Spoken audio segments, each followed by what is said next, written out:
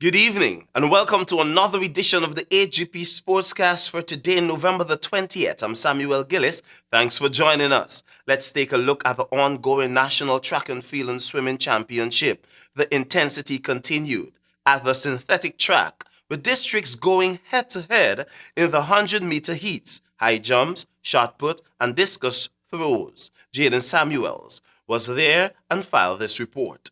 With 2 days left in this, the 59th Schools Athletics, Swimming and Cycling Championship, the rivalry between the 15 districts now moves to another level. HGP Sport visited the Lenora synthetic track on Wednesday, where the intensity has upped its volume, while some competitors, unfortunately, only made it to the starting line. Let's take a look. So they're off and away. Heat number 2. 100 meters boys under 20. So look at them run. They're working hard and trying the right to appear. So this is starts. 100 meters, 45 run. Boys are ready to move. This is important. Flags are raised as the athletes work their way to the finish line.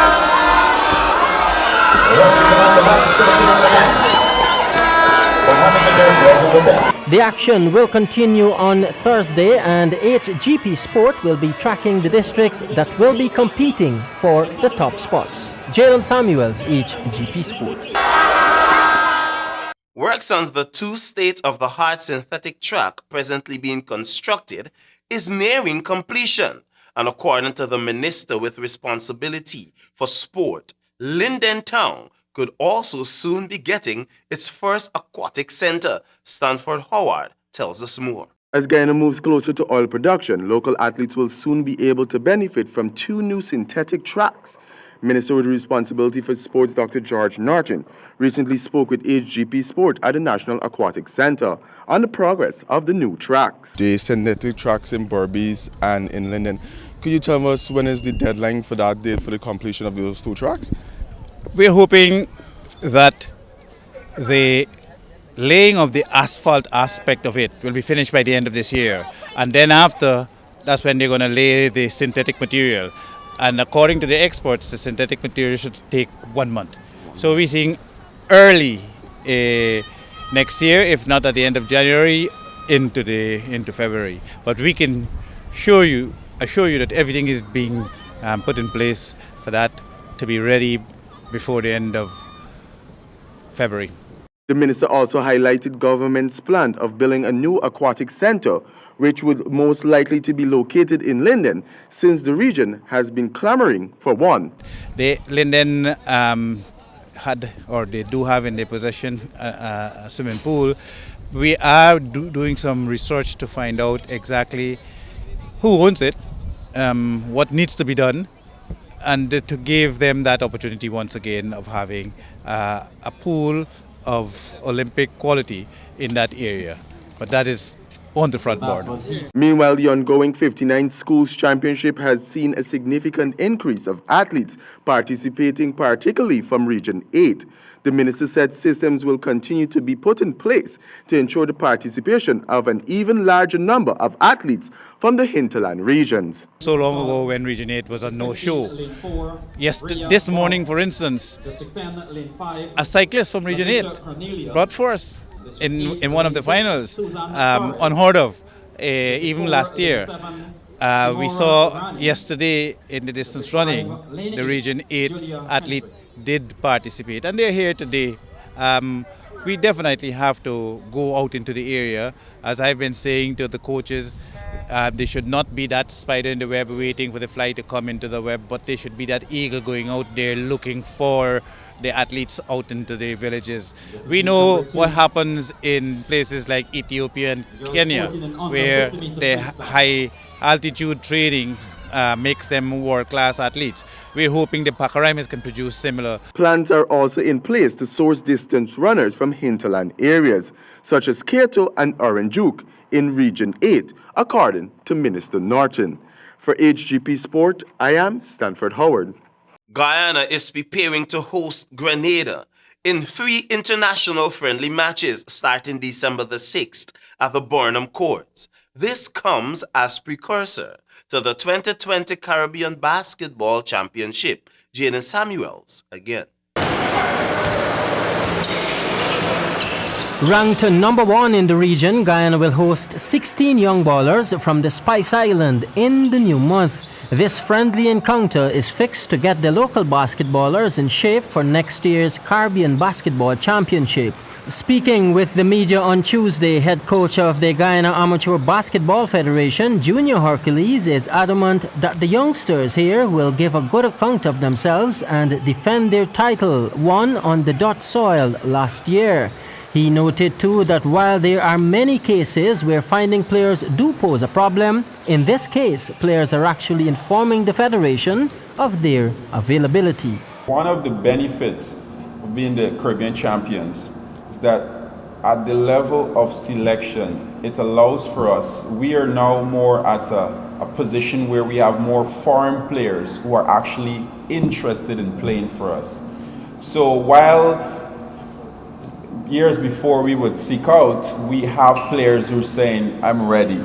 So, I mean, that's a good thing to have. I mean, obviously you need to support it with respect to funds, but a player that we really would want to see put on that jersey is James brother, and I think we have that opportunity. So this tournament provides us with an option to say, we have local players, but also we want to make sure that there is probably a core, so come 2020, we can easily make that transition. So in terms of preparation, given the limited resources, we can make a transition because most of the players are familiar with each other.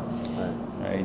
The Guyana Amateur Basketball Federation will be footing the bills for the visiting side. President of the Guyana Amateur Basketball Federation, Mike Singh, also speaking with the media on Tuesday, said that no overseas player will be drafted in the setup and announced the names of the players selected. The current squad selected by the executive will be Harold Adams, Travis Belgrave, Dave Causeway, Akeem Crandon, Jamal Jilks, Orland Glasgow, Yannick Tapin, Timothy Thompson, Dominique Vincente, Shane Webster, Nikolai Smith, Kevin Wiggins, who's in the US, he will not be available. Ray Victor, who's going to be in the country at the same during the same period, he is expected, once fit, to play for Guyana. Teron Welch, Nathan Saul, Travis Burnett, Marlon Chesney, Carlos Edwards, and we have the 3 players that coming out of the various districts that we'll be looking at. Once they impress, they will have an opportunity to make the Guyana national team. 1 out of Berbice, 1 out of Bartica, and there's also a wildcard selection. Jaden Samuels, HGP Sport.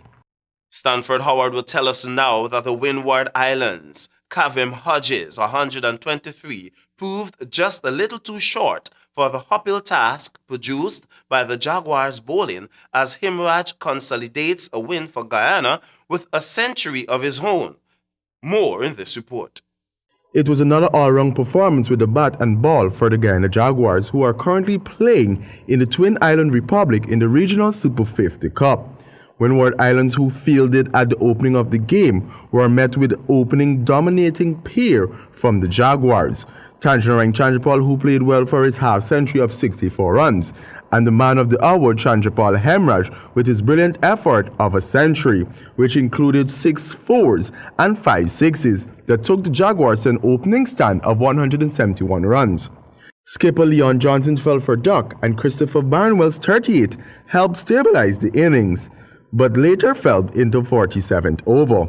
Raymond Reefer contributed as well with a half-century to give the Guyana Jaguars a score of 294 for 9 of their 50 overs. In response to the target, the Windward Islands had 2 men back into the pavilion for 77, but it was the batting strides of Kevin Hodge, 123, and Alec Altiz, 63, that got them closer to the target. After Altiz departed, the rest of the batting failed to render assistance to the cause as the Windward Islands came up short by 20 runs to give the Jaguars their 4th win of the season. For HGP Sport, I am Stanford Howard. Assistant West Indies coach Rudy Eswick has hailed the works of his bowlers, but believes there is still much work to be done if the team is to become a major force again in the wide ball formats. More in this report. Assistant coach Rudy Eswick, speaking in the wake of the West Indies 2-1 defeat in the 3-match T20 series against Afghanistan last weekend, said it is important that the Caribbean side continue to learn from their mistakes and improve, especially as they prepare for next year's T20 World Cup. There's a lot of work to be done in all white ball cricket. That's an area we've been falling down, Eswick said. He went on to opine, "We're building towards the World Cup next year in Australia, so we have got to keep building blocks. We have got to keep learning, and we have got to keep teaching." The reigning T20 World Cup champions West Indies opened the T20 series with a 30-run victory, but then suffered back-to-back defeats in the game following to concede the series. However, as Vic said, he has taken some positives from the outing, one being the way West Indies had executed with the ball to restrict Afghanistan to manageable totals. Eswick singled out seamer Keswick Williams, who bowled superbly to lead West Indies with 8 wickets and an excellent economy rate of just under 6 runs and over. The 29-year-old Williams will return for his first series in 17 months, following a spell on the sidelines.